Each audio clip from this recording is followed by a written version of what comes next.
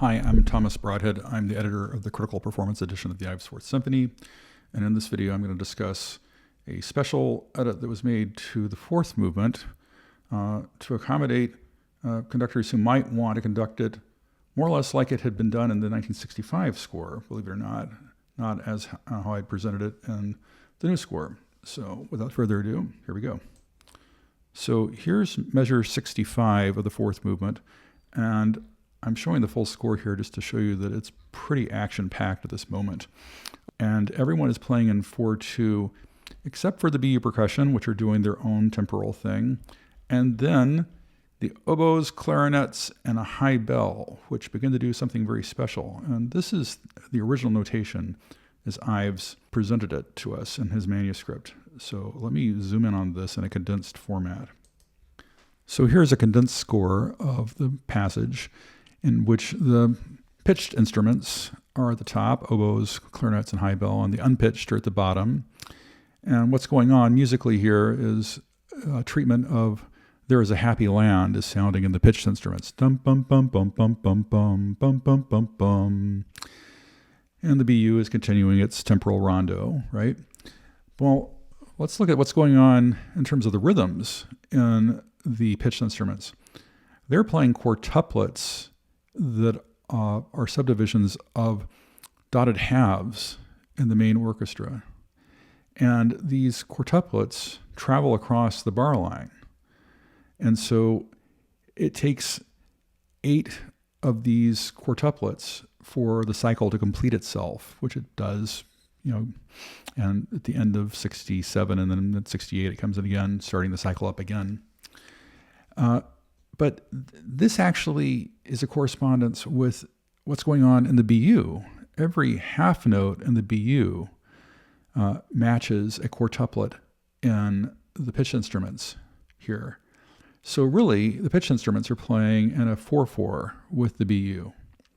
And the editors of the 1965 score noticed this, and so they actually wrote in with BU to make it very clear that these instruments, these pitched instruments, are playing with the BU. And they eliminated Ives's original bar lines and drew in bar lines that matched those of the BU. So if a conductor was having the BU work out as it should, metrically following this temporal plan that I've described elsewhere, then the conductor of the BU should be conducting these pitched instruments at this point. And with the 1965 score, Christoph von Dohnanyi, in fact, did this. On 3 separate occasions, I saw him conduct it with the Cleveland Orchestra. And he had the assistant conductor conduct the BU throughout the fourth movement.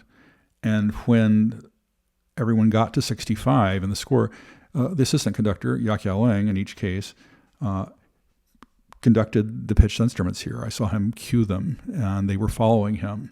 And so that actually, it worked out. But there's a problem. In the new edition, the BU is to be spatially separated from the main orchestra. So its conductor will likely not be in the line of sight of these pitch instruments. So they won't have a conductor they can follow easily. And if the conductor decides not to have the BU follow any kind of metrical pattern that matches the main orchestra, so that the BU is just free floating, then the BU isn't going to be in this location at 65. It's going to be elsewhere. And there won't be a conductor for these pitch instruments to follow. So these pitch instruments need to have a notation that allows them to negotiate this passage following the main conductor, I would think. And so that's how I tried to work this out for this passage. So let's look at that. So here's the first oboe part for this passage.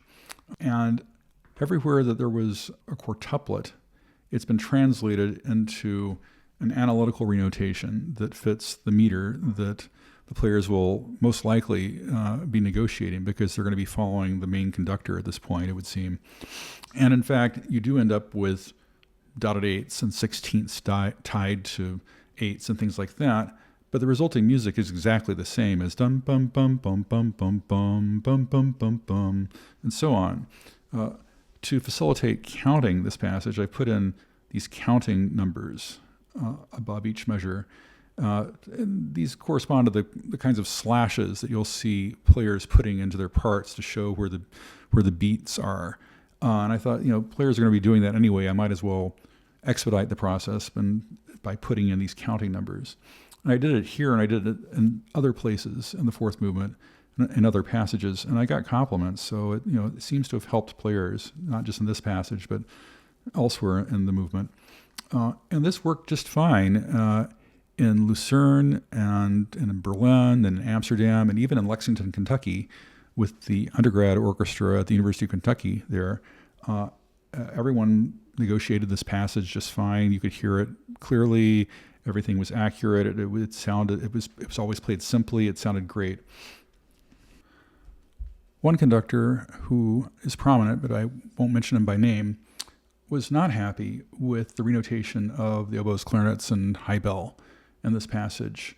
And he felt that the notation was just too mechanical looking and wanted it to appear as it had in the old 65 score, which was the score that he had used previously when he had done this piece.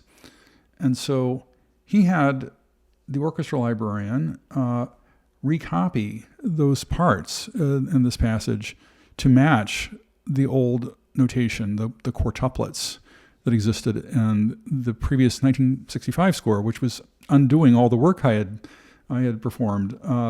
And the other component of this was then he wanted this music to be executed with some precision, so he enlisted the assistant conductor to conduct those instruments. But he had misunderstood the relationship of these instruments to the BU at this passage. And in fact, the way that he was employing the BU throughout the movement really wouldn't allow his restoration of this passage to work at all, because he had the BU free-floating throughout the entire movement without any relationship to the main orchestra. And when I talked with him about the movement, he seemed to think that was how it worked, that there was no relationship metrically between the BU and the main orchestra. And I realized that my explanation of the relationship between them was lacking. And in part, because of that conversation I had with him, I went back and fleshed out that temporal rondo and made that schematic that shows the A and the B and the C sections and so on that appears in the survival guide to really clarify how this relationship works. What he had done for this movement was to have the assistant conductor conduct the percussion in isolation at the very beginning of the movement, and then stop conducting them as soon as the basses enter on the second page of the movement, and then have the assistant conductor walk off stage, dramatically, just to show to the audience that the percussion were then free. And then at this passage, at measure 65, he had the assistant conductor walk back on stage and then conduct the clarinets, oboes, and bell at this, restored notation and quarter notes, but just sort of at an arbitrary tempo that sort of approximated the tempo you would get if you were realizing it exactly. And at the end of the passage, the conductor just stopped conducting and walked off stage again, leaving these instruments on their own to re-coordinate with the main orchestra. So it really was not an ideal solution at all. And I realized, I need to clarify the relationship of the BU to the OU, which I did, as I explained. And then I need to satisfy the need of a conductor who would want an assistant conductor to conduct these instruments using the original notation. Perhaps there might be a case in which the conductor of the BU would be in the line of sight of these instruments, and they could, in fact, follow that conductor. So here's what I did. I restored the notation in 4 to the affected instruments, placing it on a Q-size staff below the main staff with a note that indicates, that if they are being conducted along with the BU, if the BU's conductor is within their line of sight, and, if the BU even has a conductor, then they could follow the staff.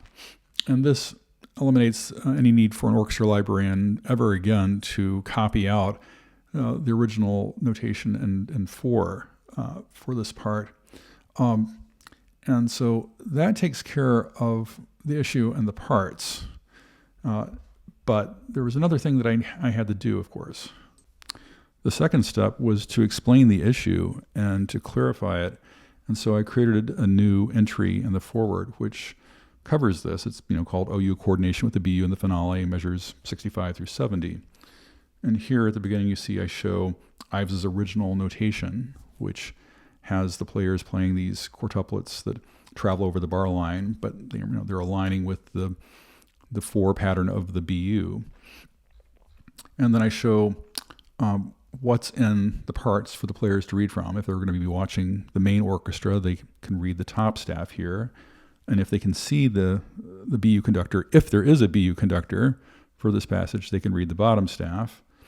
And then here I'm just showing how these metrics work out. That if you're going to be conducting it in for those players, that this is what needs to be conducted at that place. And I'm also explaining that it's not just a random tempo that should be taken here, that it actually is supposed to coincide with the tempo of the BU, which has been constant from the beginning, right? Although agogically it may be accelerated and decelerated to match the tempo of the main orchestra, so everything lines up. And if it's going to be made to follow the main orchestra at all, it should really do that, so the effect is musical. So this should handle the occasional conductor who would want this passage conducted specially.